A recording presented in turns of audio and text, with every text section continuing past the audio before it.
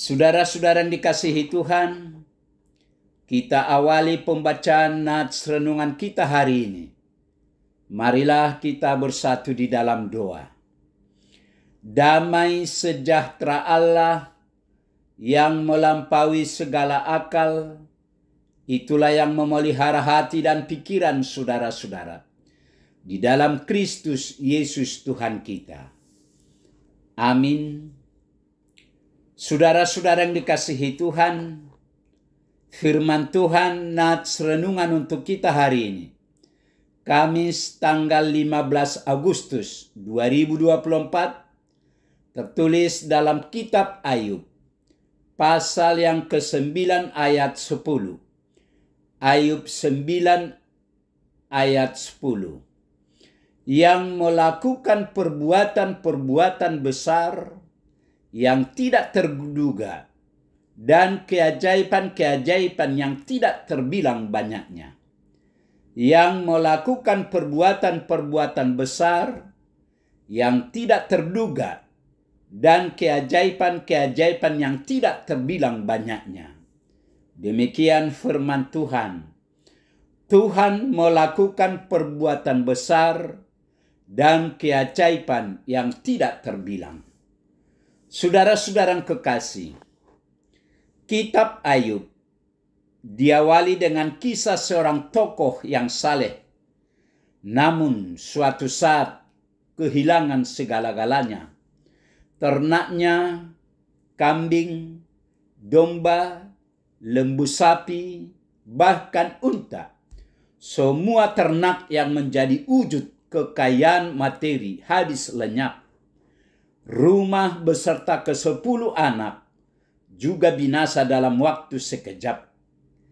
Istri pergi meninggalkan Ayub, seraya meminta Ayub mengutuk Tuhan. Sementara Ayub sendiri menderita sakit dengan borok yang parah dan sebagainya. Hal inilah sekilas gambaran hidup manusia di dunia ini.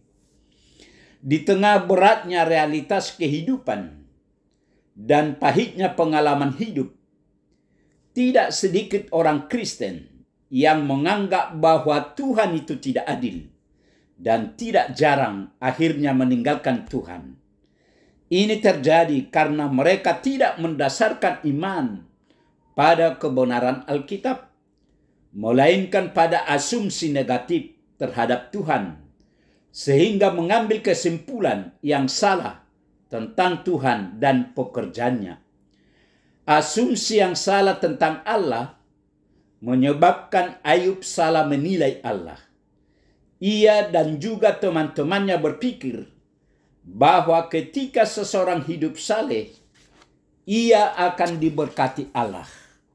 Bisa kita baca dalam pasal yang ke-8 ayat 20-22. Karena itu teman-temannya mendesak Ayub untuk bertobat.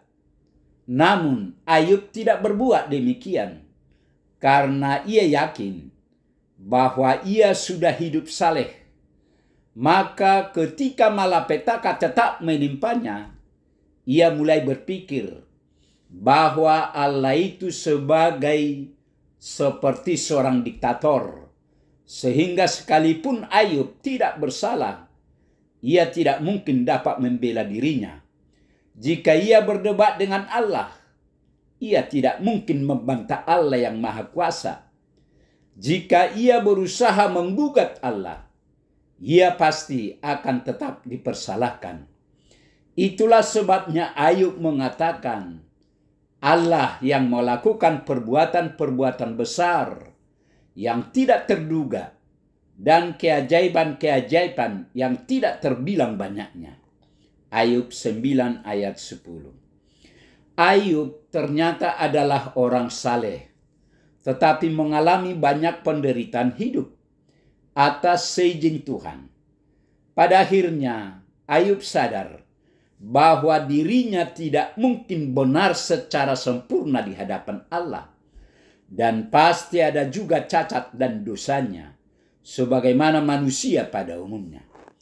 Alkitab memberi kesaksian bahwa ia adalah orang saleh dan dalam berbagai penderitaan yang dialaminya, ia tidak mengutuk Allah atau menyalahkan Tuhan sebagai sumber persoalan dan masalah hidupnya.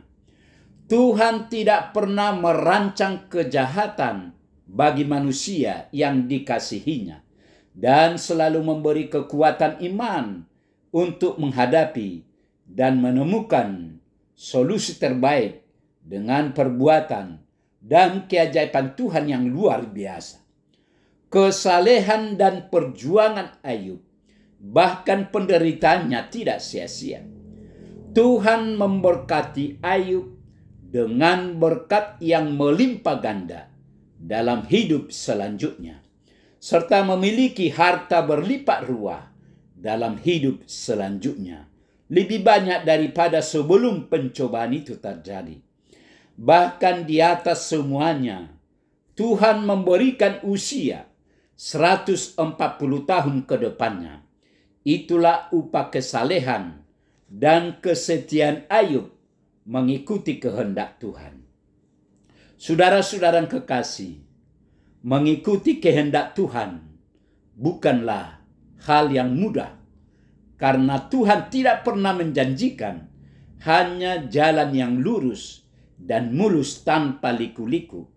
Mengikut Tuhan merupakan suatu kerinduan bagi setiap orang yang senantiasa menyandarkan hidupnya bagi Tuhan, mendengar dan mengarahkan pandangannya hanya kepada Tuhan. Tidak ada yang lain. Dengan mengikut Tuhan, ada jaminan kehidupan kekal abadi di surga kelak. Walau untuk sampai ke kehidupan abadi tersebut, banyak kerikil tajam yang harus dilalui seperti Ayub. Yang pasti, Imam Besar Agung kita mengajak kita untuk mengambil keputusan tanpa ragu-ragu. Karena itu, tetapkanlah pilihanmu dan jangan lagi ragu, ikutlah Tuhan yang senantiasa menyertai perjalanan hidup kita hari ini, esok, sampai selama-lamanya. Amin. Marilah kita berdoa. Tuhan Allah Bapa di surga, Bapa yang kami kenal dalam nama Yesus Kristus, puji syukur terima kasih Tuhan atas firman Tuhan yang telah menyapa kami pagi ini. Firman-Mu mengingatkan kami bahwa Tuhan dapat melakukan perbuatan-perbuatan besar yang tidak terduga dan keajaiban-keajaiban yang tidak terbilang banyaknya. Berkatilah firman-Mu ini ya Tuhan.